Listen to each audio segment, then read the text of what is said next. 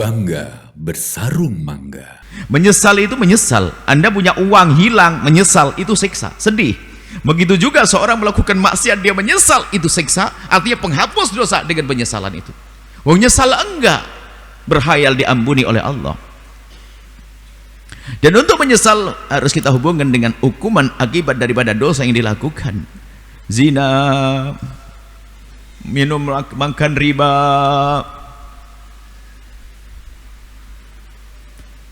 orang fakir kemudian makan riba saja dia perlu menangis kok. Bagaimana orang usahanya banyak, kenapa milih yang riba? Seorang yang masih berjaga atau perawan melakukan kehinaan zina, itu aja harus menangis. Bagaimana orang yang sudah punya halal kadang kepleset dalam urusan kehinaan? Dan hari ini banyak terjadi yang demikian itu karena sedikitnya penyesalan. Dan sedikitnya penyesalan itu karena kerasnya hati. Jangan salahkan siapa-siapa, salahkan diri sendiri, karena selama ini memang tidak dekat kepada Allah sehingga seorang hamba kepleset dalam keharaman yang besar.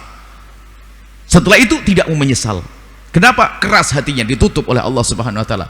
Dan itu hukuman di dunia, mukadimah hukuman di akhir. Tapi penyesalan yang Allah rasakan tampak hukuman di dunia, tapi sesungguhnya itu adalah penghapus dosa. Nah, ini yang akan mengangkat kita, akan percepat kita menuju pada Allah, adanya penyesalan. Tapi penyesalan dibarengi dengan harapan. Kita menyesal akan dosa, hukumannya pedih, kemudian kita tumpangi dengan harapan, kita naiki kendaraan harapan menuju kepada Allah Subhanahu wa taala. Inilah orang-orang mulia yang disebutkan di dalam Al-Qur'an. Ahli surga kan bukan saja orang yang keadaannya baik-baik saja.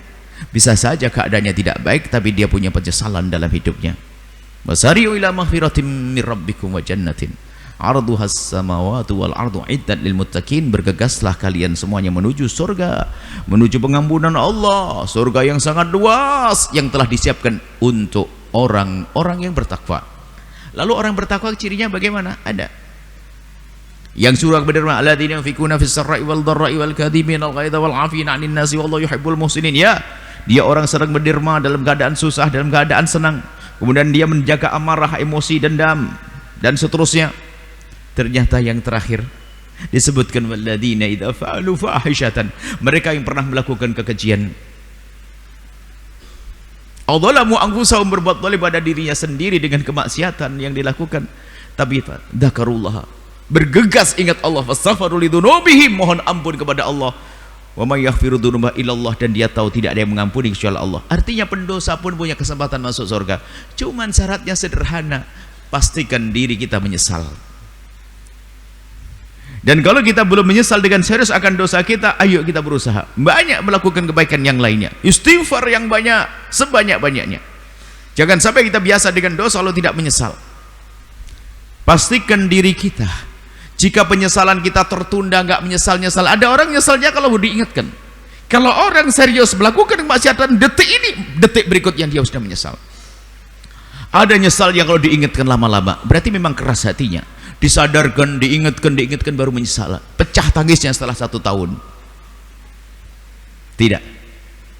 Allah Maha Kasih, hamba Allah. Jangan menunda penyesalan. Kalau ternyata penyesalan kita ini adalah kok lambat, sebetulnya kita adalah tidak disayang oleh Allah. Cari apa kesalahan kita. Mungkin dengan ibundamu kita durhaka, mungkin dengan suamimu telah khianat, mungkin dengan istrimu telah zalim. Mungkin cari sebab apa kok aku tidak menyesali, ada apa? Aku berdosa, kenapa tidak menyesal? Aku melakukan kesalahan, kenapa kok susah menyesal? Mungkin durhakaku pada ibundaku menjadikan sebab aku sengsara di akhirat. Mungkin durhakaku pada suamiku, mungkin zalimku pada istriku. Dan semua kedoliman, kejahatan yang dilakukan seorang hamba mengeraskan hati tadi. Adzulmu dzulumat fil akhirah, di akhirat dimukadimai dengan kegelapan saat ini. Sehingga digambarkan satu dosa yang dilakukan seorang hamba itu seperti titik noda hitam. Tu'ratul fitnatu 'alal qulubi kal hasir ya'uda 'uda.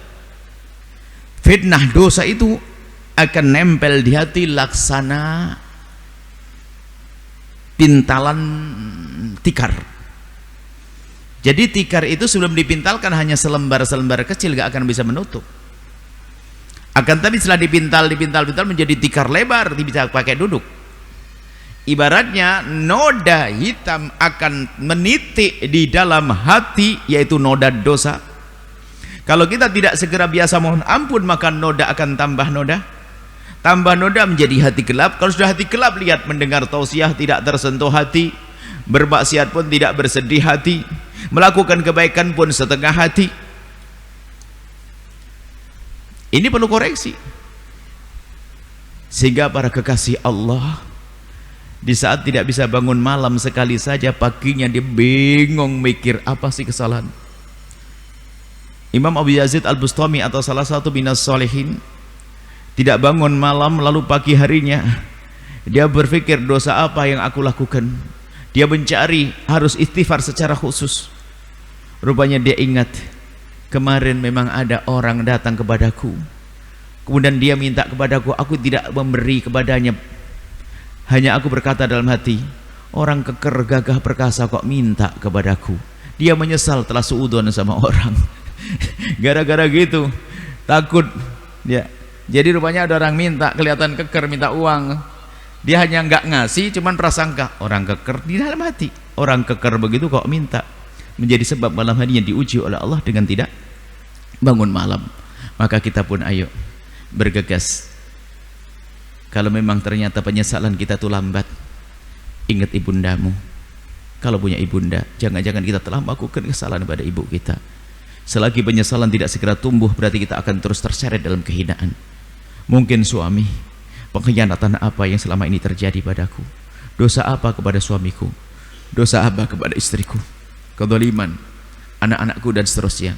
Itu upaya untuk membersihkan hati, agar hati bisa melihat itu kemaksiatan lalu kita menyesal, melihat kebaikan lalu kita mudah mengikuti kebaikan tersebut.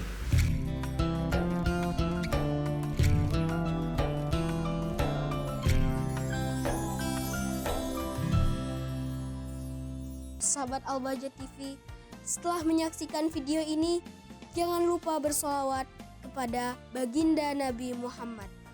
Shollu ala Nabi Muhammad. Allahumma sholli alaihi wa ala alihi wa sahbihi.